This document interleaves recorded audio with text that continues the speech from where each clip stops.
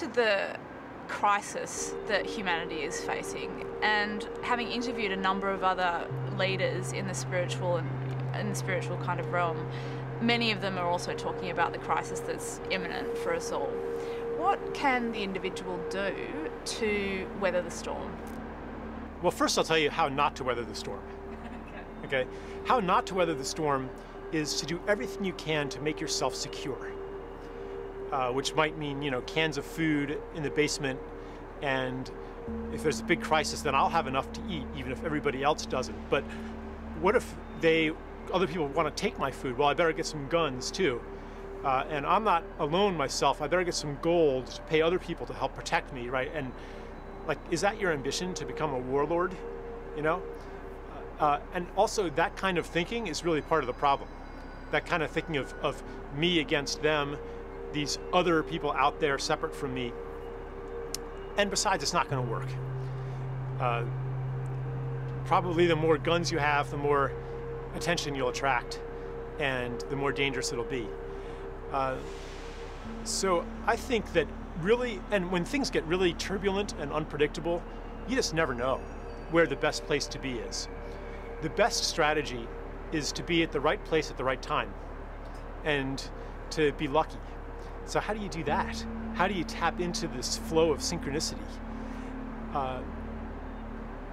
One way to do it, maybe the only way to do it, is to bow into service to something greater than yourself, which is another way of saying to live in the gift.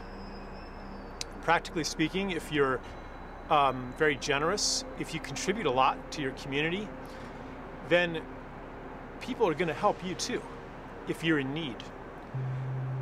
Even if there's no money anymore, even if the currency system breaks down, even if civil authority breaks down, even if the worst comes to pass, you'll have this reservoir of gratitude out there. So even if you're a selfish, calculating person, probably the best strategy today is generosity.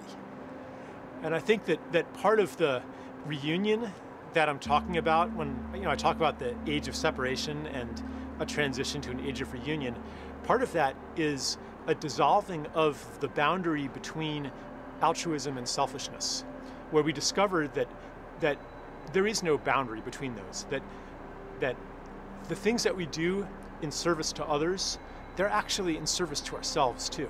They actually generosity makes life richer. Protecting others makes ourselves more secure. Healing others makes oneself healthier. This separation between I and thou is healing gradually. And I'm not saying that it's going to be, all oneness in, 10 years or whatever, but separation is reaching its peak. We're reaching peak separation right now, coinciding with peak everything else. And in our lifetimes, we'll be able to say honestly that, yeah, we've turned the corner. We still have huge challenges, but we're moving in the right direction now. The world is getting better.